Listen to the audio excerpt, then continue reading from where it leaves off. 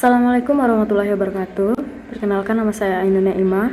Saya dari kelas A dengan NIM 200018016, program studi Teknik Informatika Universitas Ahmad Dahlan. Baiklah, di sini saya akan mempresentasikan hasil laporan dari mata kuliah Dasar Sistem Komputer dengan judul Sejarah Perkembangan Alat Komputasi atau Alat Hitung dari zaman dahulu hingga zaman sekarang di Kabupaten Seluma, Provinsi Bengkulu. Sebelum saya mempresentasikan hasil dari laporan saya, terlebih dahulu saya akan membahas sejarah singkat dari Kabupaten Seluma, Provinsi Bengkulu. Kabupaten Seluma adalah salah satu kabupaten yang berada di Provinsi Bengkulu. Kabupaten ini terbentuk berdasarkan Undang-Undang Nomor 3 Tahun 2003, di mana kabupaten ini merupakan kabupaten hasil pemekaran dari Kabupaten Bengkulu Selatan. Adapun bahasa yang digunakan adalah bahasa Serawai. Dikarenakan Kabupaten Seluma baru terbentuk pada tahun 2003, maka saya selaku penyusun memutuskan untuk menyajikan data pada laporan kali ini berdasarkan ruang lingkup secara geografis. Berikutnya adalah penyajian data dari hasil laporan sejarah perkembangan alat hitung atau komputasi dari zaman dahulu hingga zaman sekarang di Kabupaten Seluma, Provinsi Bengkulu. Yang pertama yaitu alat hitung batu kerikil. Tidak diketahui pasti siapa penemu pertama dari alat hitung batu kerikil ini. Namun, telah digunakan oleh nenek moyang kita sejak zaman pra-aksara. Adapun, alat hitung ini terdiri dari sejumlah batu-batu kerikil kecil. Dapat digunakan dalam pengoperasian aritmatika sederhana, yaitu berupa penjumlahan, pengurangan, perkalian, serta pembagian, dengan cara pemindahan batu kerikil secara manual oleh tangan kita sendiri. Tidak ada spesifikasi khusus dalam alat hitung satu ini, dikarenakan kita hanya menggunakan batu kerikil yang ada di lingkungan kita dan sekitar kita. Selanjutnya yaitu alat hitung lidi. Alat hitung lidi sama halnya dengan alat hitung batu kerikil, telah digunakan oleh nenek moyang kita sejak zaman pra-aksara dan prasejarah. Alat hitung ini terdiri atas potongan-potongan lidi dari pohon kelapa, pohon rumbia. Bisa juga terdiri atas ranting-ranting pohon yang berada di sekitar kita, atau bahkan dari potongan-potongan bambu. Alat hitung lidi ini dapat digunakan pada pengoperasian aritmatika sederhana, yaitu berupa penjumlahan, pengurangan, perkalian, bahkan pembagian, dengan cara kita menggeserkan atau mengelompokkan potongan-potongan lidi ini secara manual. Di zaman sekarang, khususnya di Kabupaten Seluma, sudah tidak dijumpai lagi masyarakat atau anak-anak sekolah dasar yang menggunakan alat hitung satu ini. Namun, jika kita ingin menjumpainya, kita masih bisa membuatnya sendiri di rumah dengan memanfaatkan lidi-lidi atau potongan-potongan ranting yang ada di sekitar rumah kita. Alat hitung selanjutnya yaitu sempoa atau abakus. Sempoa atau abakus belum diketahui pasti siapa penemu pertamanya. Menurut informasi, abakus paling tua ditemukan di Mesopotamia, di Pulau Salamis, dan hieroglif Fir'aun di Mesir. Asal-usulnya sendiri sangat sulit untuk dilacak dikarenakan banyak sekali alat hitung lain yang memiliki spesifikasi yang sama dengan sempoa. Menurut data, sempoa sudah ada di Babilonia dan Tiongkok sekitar tahun 2400 sebelum Masehi dan 300 sebelum Masehi. Orang-orang pada zaman dahulu menggunakan garis-garis dan meletakkan batu-batu di atas pasir yang merupakan bentuk awal dari berbagai macam versi sempoa.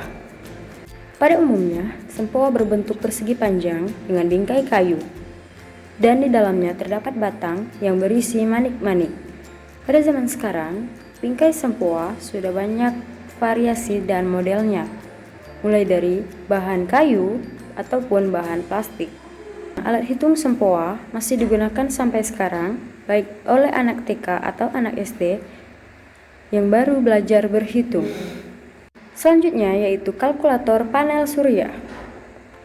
Kalkulator panel surya ini menggunakan layar kristal cair karena hemat energi dan dapat beroperasi pada tegangan rendah.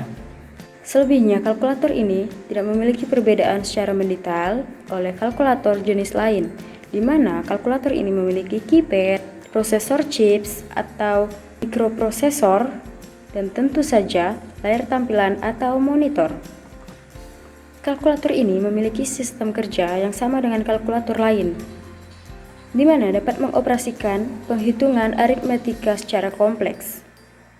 Kalkulator merupakan satu alat elektronik yang terdapat chips yang ditanamkan kode-kode program untuk menjalankan pengoperasian kalkulator tersebut. Kalkulator panel surya ditemukan pertama kali pada 1978. Namun, terkhusus pada daerah Kabupaten Seluma, kalkulator jenis ini baru digunakan pada 1980-an.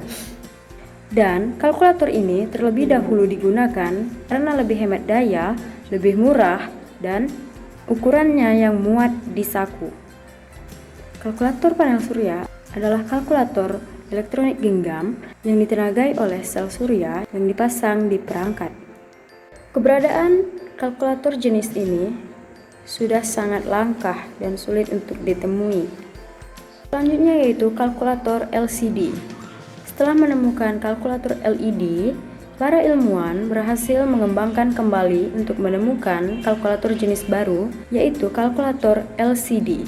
Jika pada kalkulator LED, layar kalkulator berwarna hijau dengan LED merah, maka pada kalkulator satu ini digantikan dengan LCD atau Liquid Crystal Display yang dituliskan dengan warna hitam dan juga memiliki digit-digit angka yang lebih jelas dan lebih besar dikarenakan berwarna hitam dan memiliki layar monitor yang lebih besar. Selebihnya, sistem kerja kalkulator ini tidak berbeda dengan kalkulator jenis lainnya. Pertama kali ditemukan pada 1976 dan lebih dahulu ditemukan dari kalkulator panel surya. Namun, di Kabupaten Seluma khususnya, kalkulator panel surya lebih dahulu digunakan daripada kalkulator LCD jenis ini. Adapun kalkulator jenis ini masih sangat mudah dijumpai karena masih banyak dijual di luaran. Selanjutnya yaitu handphone atau telepon genggam. Penemu handphone atau telepon genggam pertama yaitu Martin Cooper. Di Kabupaten Seluma, handphone atau telepon genggam ini awalnya digunakan oleh masyarakat yaitu sekitar pada 2000 awal. Dengan spesifikasi berupa masih menggunakan jaringan 2G atau GSM. Namun seiring perkembangan zaman, masyarakat telah menggunakan spesifikasi handphone terupdate atau terbaru. Pada dasarnya, handphone atau ponsel dan smartphone merupakan sebuah alat pemancar radio yang memancarkan gelombang radio. Gelombang radio inilah yang disebut dengan gelombang elektromagnetik.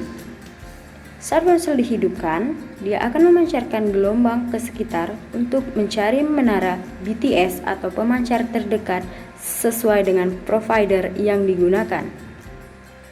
Hal ini juga berlaku apabila ponsel berpindah tempat secara cepat. Telepon genggam merupakan salah satu perangkat elektronik yang mempunyai kemampuan dasar yang sama dengan telepon konvensional saluran tetap. Tetapi handphone atau telepon genggam ini dapat dibawa kemana-mana dan tidak perlu disambungkan melalui kabel. Pada zaman sekarang, penggunaan handphone sudah digunakan oleh semua kalangan. Dan tentunya kita akan sangat mudah untuk menjumpainya. Yang terakhir adalah komputer.